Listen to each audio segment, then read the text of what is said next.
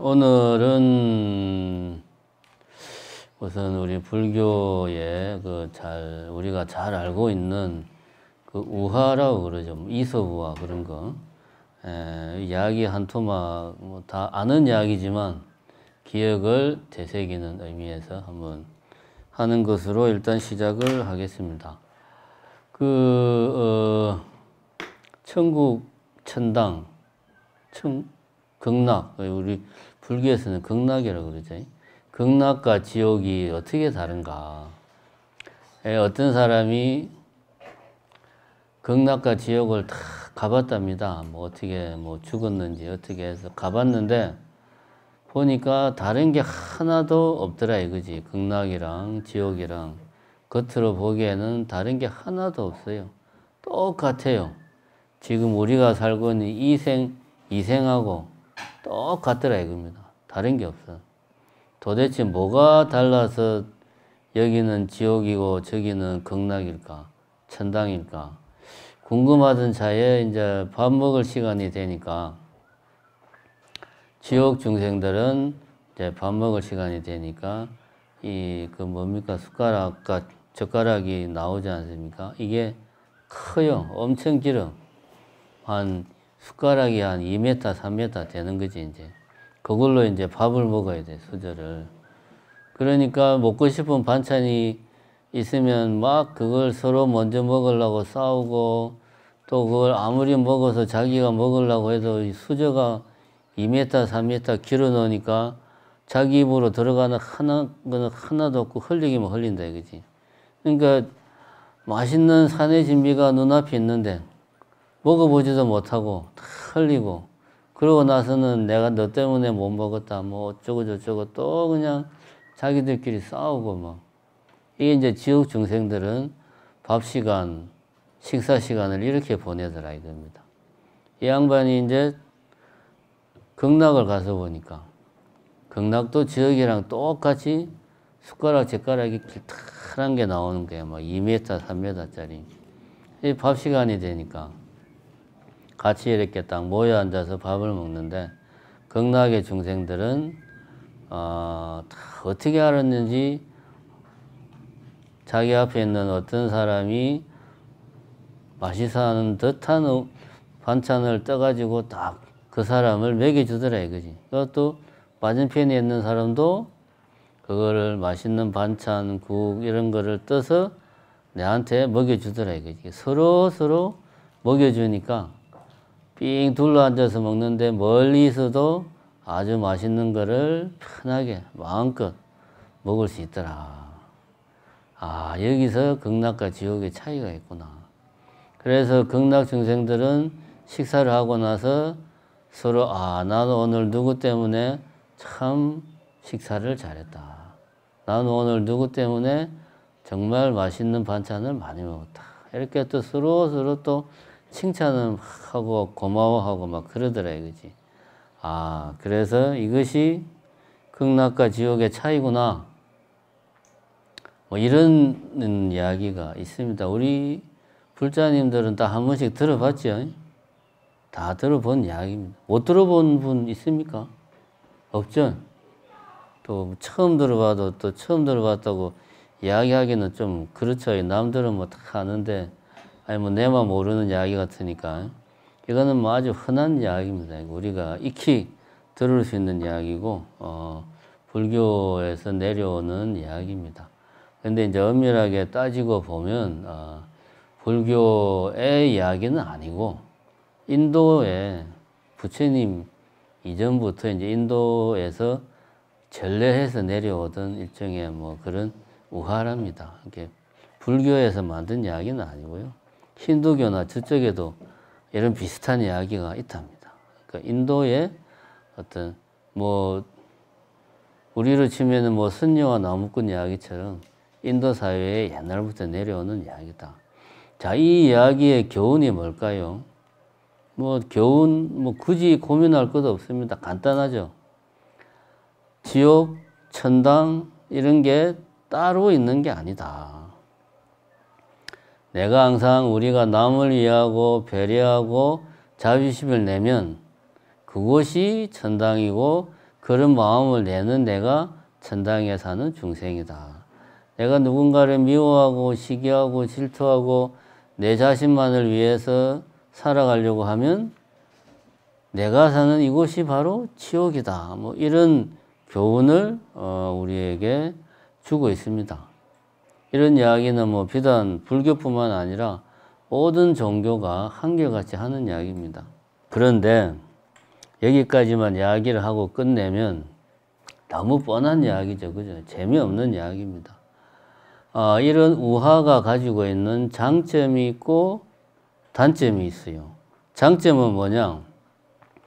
깊고 심오한 진리 내지는 우리 인간이 살아가면서 꼭 알아야 될 사실을 알기 쉽게 잘 이야기를 해주는 거죠. 이 우화도 마찬가지로 자비심이 얼마나 중요한지, 천당이나 지옥 이런 것들이 과연 실제로 있는지 없는지, 이런 아주 우리가 살아가면서 중요한 문제를 하나의 어떤 그 스토리, 요즘 흔히 하는 스토리텔링, 그 짧은 이야기 속에 그 무거운 주제들을 다 담아내고 있어요. 이거는 장점입니다. 아주 바람직하죠. 그래서 우리가 훌륭한 어떤 뭐 법사, 강연자일수록 재밌는 이야기로, 쉬운 이야기로 귀에 쏙쏙 와닿게 어려운 이야기를 해주는 사람이 훌륭한 어떤 뭐 강연자다 이렇게 볼 수 있습니다. 그런데 이런 이야기가 단점이 있어요. 뭐냐? 다 뭐 자비심이 중요하구나. 천당에 따로 있는 게 아니구나. 왜냐면 이 이야기 자체가 너무나 쉽게 이해가 되니까 그냥 그걸로 끝나버리는 거예요. 내가 이 이야기를 예를 들어서 내가 이 이야기를 알기 위해서 몇 년 동안 고생을 하고 뭐 1년 동안 마당을 썰고 1년 동안 물을 나르고 뭐 예를 들어 이 고생을 한 끝에 스승으로부터 비법이라고 전해 들은 이야기가 예를 들면 이거다. 그러면 이 이야기는 내가 그동안 고생한 게 있으니까 엄청나게 소중한 진리가 될 수 있고 마음에 탁 새기겠는데 그냥 편안하게 앉아서 텔레비를 보고 있는데 텔레비에서 어떤 뭐 강연자가 나와서 이런 이야기를 하면 좋은 이야기네. 맞아요. 그리고 끝이에요. 그냥 그 이야기가 아무리 우리 삶의 중요한 진리와 우리가 지켜야 될 사실을 담고 있어도 너무 쉽게 귀에 들어오니까 쉽게 들어온 거는 어떻게 됩니까? 쉽게 나가버려요. 돈만 그런 게 아닙니다. 진리도 마찬가지입니다. 진리도 쉽게 깨우치면 쉽게 나가버려요. 아무 소용이 없습니다. 또 이게 이런 이야기의 단점이다. 그래서 저는 오늘 이 짧은 이야기를 가지고 한번 이 짧은 이야기를 세세하게 분해를 해서 완전히 먼지 하나도 남기지 않고 다 털어가지고 우리 흔히 하는 말로 뽕을 다 뽑아야 되겠다 오늘 이런 생각을 하고 이 이야기를 가지고 이런저런 이야기를 좀 풀어볼까 합니다. 이런 의문이 듭니다. 첫 번째, 지옥 중생이나 극락의 중생이나 다 눈이 달리 있을 건데 그 눈에 뻔히 보인다 이겁니다. 숟가락이 엄청나게 길고 젓가락이 엄청나게 긴 게 눈에 다 보이는데 왜 지옥 중생들은 그걸로 밥을 먹으면 흘린다는 거 뻔히 알면서 왜 악착같이 자기 숟가락으로 뭔가 이렇게 반찬이나 밥을 먹으려고 그렇게 흘려가면서 먹지도 못할 걸 서로 싸우고 발악을 했을까? 예, 그냥 가만히 생각해 보면 이해가 안 되죠. 그 눈에 보이는데 왜 그런 멍청한 짓을 할까? 혹시 지옥 중생들은 눈이 안 좋은 걸까? 아니면 지옥 중생들은 다들 체면에 걸려가지고 저 긴 숟가락을 길다는 그런 생각을 못 하는 걸까? 이런 의문을 가져볼 수 있습니다. 우리가 이런 그 우화의 이야기를 들을 때 우리들은 그 이야기 자체를 그 이야기가 전제하고 있는 걸 액면 그대로 다 믿어버려요. 그런데 하면 이런 의문을 뭐 어떻게 보면은 참 별거 아니지만 의문을 제기할 필요가 있습니다. 왜 지옥 중생들은 보지 못했을까?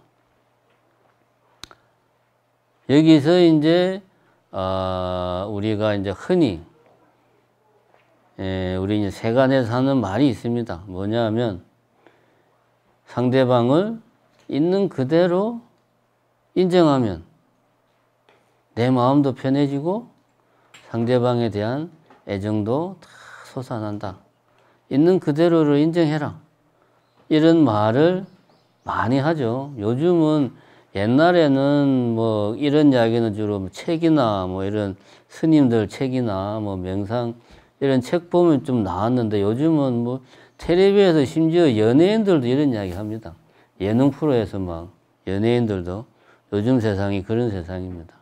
근데 이 말이 보면 지옥 중생들은 있는 그대로를 보지를 못했으니까 이 말 그대로 하면 숟가락이 길다란 그 있는 그대로를 보지 못했으니까 괴롭고 고통스럽고 번뇌 속에서 헤매고 산 거죠. 그러니까 이 세상을 내가 행복하게 살려면 어떻게 해야 되냐? 있는 그대로를 보면 됩니다. 아, 숟가락이 길구나. 젓가락이 길구나. 있는 그대로 그냥 보고 이렇게 기니까 내가 이걸로 밥을 먹으려면 어떻게 해야 되겠다. 이렇게 하면은 모든 문제가 다 해결이 됩니다. 그죠? 제 말이 맞습니까? 근데 왜 그렇게 쉬운 걸 지옥 중생들은 못할까요? 참 신기하죠. 왜 못하느냐 하면 있는 그대로를 보지 못해서 마음이 괴롭고 상대방에 대한 애정이 뭐 아니라 정오와 분노로 마음이 가득 차는 게 아니고 반대입니다. 내 마음이 이기적이고 분노와 정오로 가득 차 있으니까 있는 그대로 안 보이는 거예요. 내 마음이 미움이나 분노, 불안 뭐 이런 것들로 가득 차 있으니까 숟가락이 자기 모양 그대로 안 보이는 겁니다. 이게 현실이에요. 그런데 아무리 그런 내한테 있는 그대로 보라고 이야기를 해봐야 안 되는 거예요.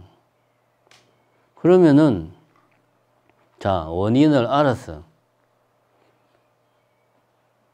마음이 분노라든가 슬픔이라든가 불안이라든가 이런 것들로 가득 차 있으니까 있는 그대로 보지 못하고 있는 그대로 보지 못하니까 또 그런 내 마음속에 그러한 생각, 감정들이 더 커지는 겁니다.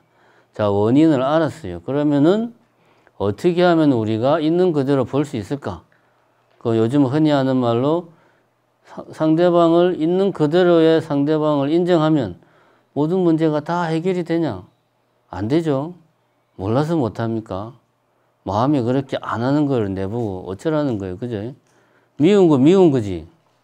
아무리 저 인간이 돈 잘 벌어오는 내 남편이지만 미운 거 미운 거예요.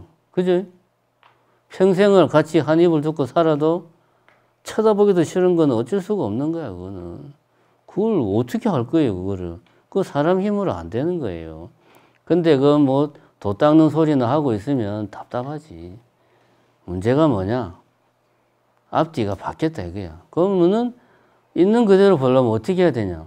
답은 사실은 이미 나와 있습니다. 우리가 뭔가를 제대로 보려면 카메라가 내를 찍고 있는데 즉 카메라 앞에 막 빨간색 필터를 달고 저 앞에 막 그물망을 달고 하면은 카메라가 아무리 좋은 거로 열심히 찍어봐야 내가 제대로 안 나오죠. 있는 그대로 보려면 보는 내가 내 마음이 어떻게 돼야 됩니까? 거울처럼 반질반질해야 있는 그대로 보일 거 아닙니까? 그죠? 우리가 이 명경지심이라는 말을 씁니다. 명경지수, 호수가 마치 밝은 거울처럼 하도 호수가 잔잔하니까 맑은 거울처럼 다 비치더라 이거야. 이게 이제 명경지수, 명경지심 뭐 이런 표현을 씁니다. 뭔가를 내 마음이 있는 그대로 보려면 있는 그대로 봐야 되겠다라고 생각해서 되는 게 아니고 이 마음이 거울처럼 고요해야 된다. 마음이 거울처럼 고요해야 있는 그대로 볼 수 있는 거예요. 마음이 거울처럼 고요하지 않으면 있는 그대로 볼 수 없는 거예요. 있는 그대로 볼 수 없으면 인생이 괴로운 거예요. 인생이 괴로우면 그 괴로움은 계속 정폭되는 거예요. 그래서 우리가 이 사바세계에서 살고 있는 겁니다. 어떻게 그러면은 마음이 고요하다는 것과 마음이 고요하지 않다는 것은 뭘 이야기하는 거냐. 마음이 고요하다, 잔잔하다. 호수가 마치 거울처럼 약간의 그 뭐 파도나 그런 것이 전혀 없다. 그럼 마음이 고요하다는 말은 아무 생각이 없다는 말이죠. 미워하거나 싫어하거나 두려워하거나 짜증내거나 걱정하거나 불안해하거나 뭔가에 대해서 계속 그것만 곰곰이 생각하거나 뭐 이런 생각이 없다는 겁니다.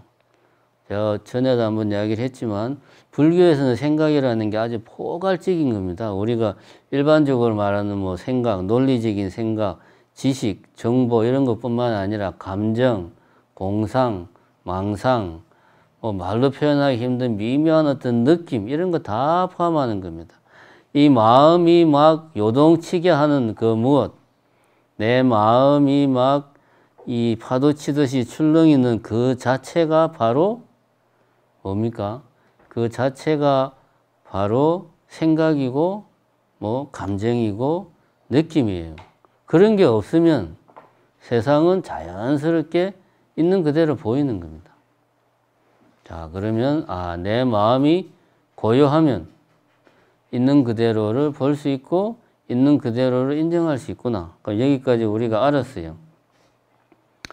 그러면 어떻게 하면 내 마음을 고요하게 할 수 있는가? 그럼 여기에서 또 많은 사람들이 요즘은 명상으로도 강연을 많이 하고 명상도 비즈니스가 돼가지고 뭐 몇 달 코스 해서 뭐 몇십만 원씩 막 비즈니스예요. 그래서 이제 그런 데 보면 이런 이야기 많이 합니다. 너 자신을 똑바로 보라. 자기 자신을 바로 봅시다. 내 마음을 관찰해라. 저도 맨날 하는 이야기지만 그럼 어떻게 하면 내 마음을 관찰할 수 있는가? 사실 마음을 관찰한다는 말, 내 자신을 바로 본다는 말, 이런 말이나 세상을 있는 그대로 본다는 말이나 곰곰이 생각해 보면 말이 핵심이 없어요. 공허해요. 내보고 어떻게 하라는 말이에요. 눈은 여기 있는데 어떻게 내 눈으로 마음을 본다는 말입니까? 눈이 하는 일은 이 육신 밖에 있는 이 세상을 내가 보고 그것을 내다가 전달하는 게 이 눈이 하는 일이에요. 내 눈으로는 죽었다 깨어나도 마음을 볼 수가 없어요. 내 눈으로 마음을 볼 수가 없는데 계속 마음을 보라고 그러면서 돈을 막 몇십만 원씩 받아가고 그러면 그건 뭡니까? 사기꾼이죠. 도둑놈이지. 육신의 눈으로는 죽었다 깨어나도 마음을 볼 수가 없어요. 그런 말 하는 사람들은 다 사기꾼입니다. 저도 그런 말 많이 하니까 저도 따지고 보면 사기꾼이야. 그럼 여기서 우리가 알아야 되는 게 뭐냐? 마음을 본다는 게 무슨 말이냐? 우선 우리가 쉽게 마음을 느낄 수는 있어요. 마음을 본다는 거는 내 마음을 느끼는 거구나. 내가 지금 화가 났다. 내가 지금 슬프다. 내가 지금 어떤 문제 때문에 계속 그 문제만 곰곰이 생각하고 있다. 라고 내가 지금 뭘 하고 있는지를 내 스스로 자각을 하고 있다.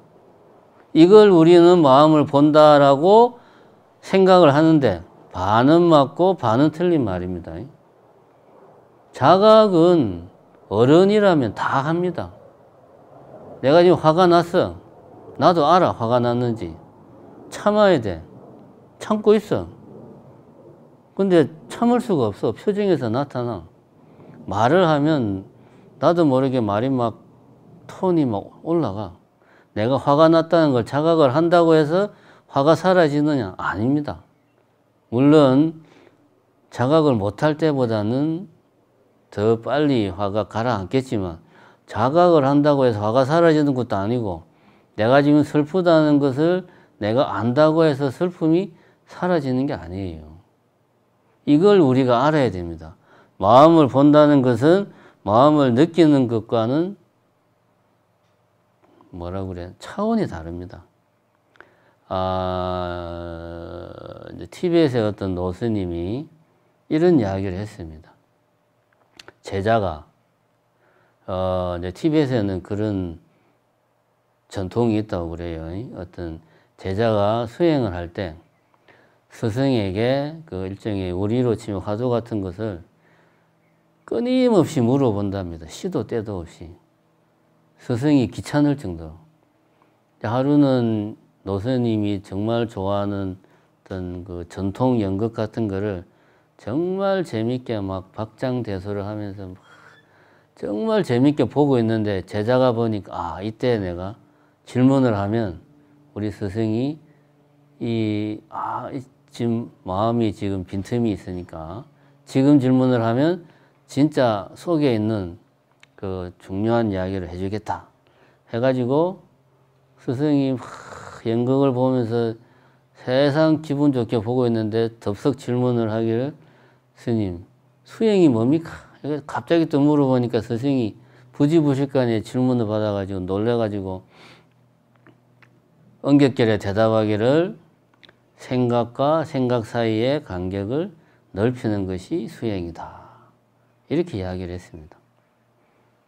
이게 무슨 말이냐 하면 여기서 생각이라는 것은 아까 내가 이야기를 했죠. 논리적인 생각뿐만 아니고 감정, 느낌, 공상, 망상 이런 것들 다 포함하는 겁니다. 그런 생각과 생각 사이의 간격을 넓히는 게 수행이다. 이게 무슨 말이냐 하면 생각과 생각 사이의 간격이 넓으면 하나의 어떤 생각을 하고 나서 그 다음 생각을 할 때 그 다음 생각이 시작되는 것을 내가 알아차릴 수가 있죠. 생각과 생각 사이에 그 빈틈이 있으니까. 이 틈이 넓다는 말은 다시 말해서 내 마음에서 어떤 생각이 일어날 때 그건 내가 곧바로 알아차릴 수가 있는 거죠. 그래서 그 생각을 내가 일어나자마자 바로 그 생각을 내가 다스리거나 깔아앉힐 수가 있는 거죠. 그게 수행이다라고 이제 이렇게 이야기를 해줬습니다.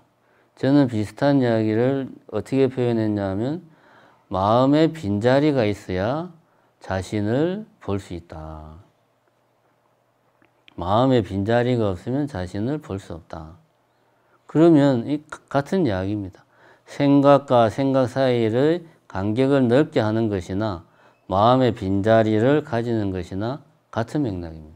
그러면 이런 마음의 빈자리, 생각과 생각 사이는 그러면 아무 생각, 아무것도 없는 마음이 그 어떤 작용도 하지 않는 상태냐? 그건 아니죠. 왜냐하면 마음이라 하는 것은 그 어떤 구체적인 실체가 아니고 마음이라는 것은 작용하는 겁니다. 가만히 정지해 있는 마음은 말 자체가 성립이 안 되는 거예요. 말 자체가. 마음이라는 것 자체가 끊임없이 작동하는 그 무엇이에요. 그걸 우리는 마음이다 라고 이렇게 표현하는 겁니다. 마치 굳이 비유를 들자면 이 뭡니까? 자전거 한번 이야기한 것 같은데 자전거가 달리는 자전거가 있다. 근데 우리가 서 있는 자전거는 현실적으로 존재할 수가 없어요. 누군가가 붙잡고 있지 않는 이상은 자전거는 달리지 않으면 서 있을 수가 없어요. 그럼 달리는 것 자체가 자전거의 중요한 자전거가 존재하기 위한 큰 부분이 되는 거지. 마음도 마찬가지입니다. 정지한 마음은 없어요. 끊임없이 움직이는 게 마음입니다. 그러면은 텅 빈 마음이라는 건 도대체 뭐냐? 그것은 앞에서도 이야기했지만 이런 생각 저런 생각이 막 일어났다가 사라졌다가 이 생각했다가 저 생각했다가 불안해했다가 두려워했다가 화를 냈다가 슬퍼했다가 누군가를 미워했다가 뭐 잡생각을 했다가 이런 생각들이 계속 했다가 사라졌다가 이런 것들이 계속 반복되는 것이 아니고 하나의 생각이 마치 그 불씨가 그 뭡니까 이 활활 타오르는 불 말고 불씨가 이렇게 그 화로 속에 불씨가 꺼지지 않고 작은 불씨가 계속 이어지듯이 하나의 생각이 계속 이어지는 그런 걸 이야기하는 겁니다. 이런 상태가 일상적으로 지속이 되면 그게 깨달음입니다. 물론 저는 그렇지 못하기 때문에 뭐 그 이상은 말씀 못 드리겠고. 자, 그러면 정리를 해보자. 있는 그대로를 내가 인정하고 볼 수 있다면 마음도 편해지고 이 세상에 대한 타인에 대한 애정도 솟아난다. 이 말은 사실은 앞뒤가 바뀐 말이다. 우리가 있는 그대로 보지 못하고 우리가 마음이 자비롭지 못하고 계속 번뇌망상이 우리 안에서 일어나니까 있는 그대로 보지 못한다. 그럼 어떻게 하면 있는 그대로 볼 수 있느냐? 번뇌망상을 잠재워야 된다. 번뇌망상을 잠재운 상태가 고요한 마음의 상태, 명경지수의 상태다. 이런 마음, 내 마음이 고요한 상태에 있으면 세상은 자연스럽게 있는 그대로 내 마음에 비춰진다. 그래서 우리는 상대방에 대해서 있는 그대로의 그 사람을 인정하려고 노력하기보다 내 마음을 고요히 하기 위해서 노력하는 게 더 중요하다. 그게 내 마음을 보는 것이다. 내 마음을 느끼는 게 아니고 내 마음을 지켜보는 것이다.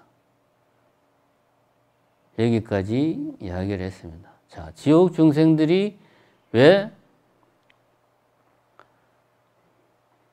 밥 먹을 때마다 밥 한 톨 제대로 먹지도 못하고 자기들끼리 그렇게 싸우는가? 자기 마음을 보지 못하기 때문이다.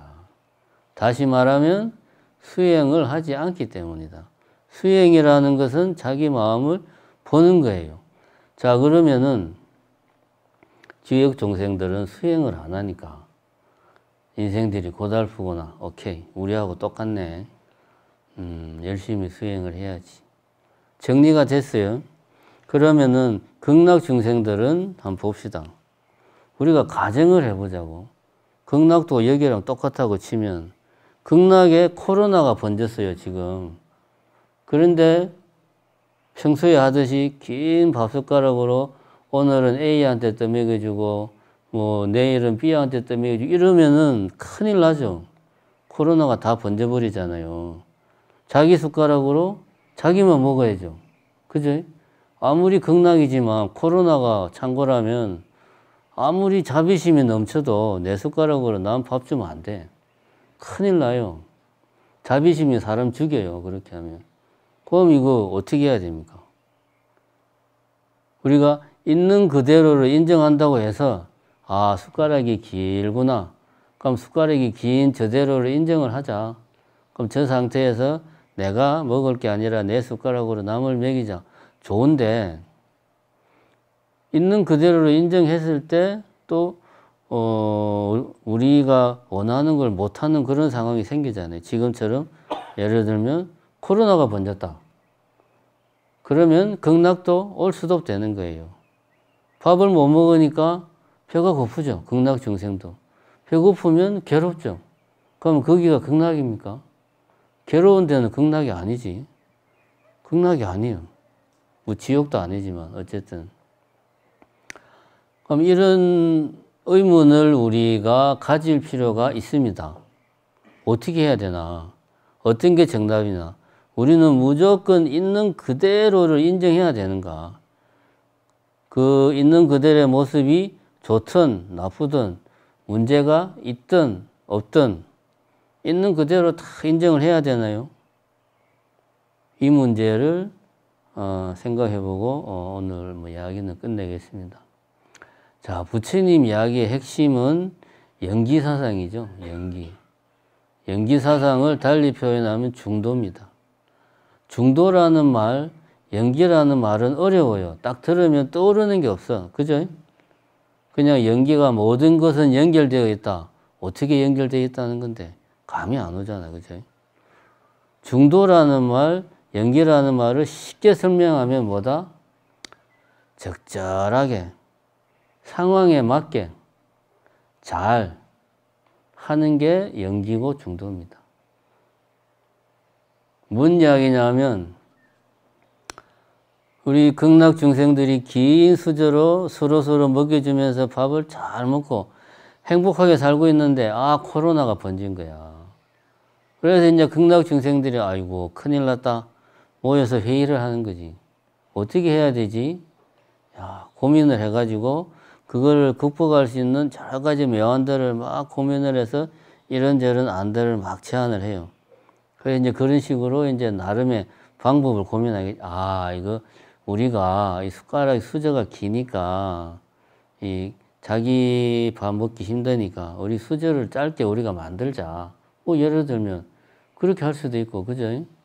아니면은 뭐 지금 우리처럼 백신을 만들자. 뭐 이럴 수도 있고. 이건 뭐냐 하면 그 상황에 맞게 적절하게 많은 사람들이 모든 중생들이 행복할 수 있는 방안, 차선의 방안을 찾아 나가는 게 그게 중도고 그게 연기입니다. 왜냐하면 코로나라는 변수가 없을 때에 우리가 살아가던 방식, 코로나라는 변수는 하나의 조건입니다. 이 세상 모든 게 다 연결되어 있기 때문에 코로나라고 하는 것이 우리 삶에 영향을 미쳐요. 왜냐? 연결되어 있으니까. 그럼 거기에 맞게 또 우리 스스로가 변화합니다.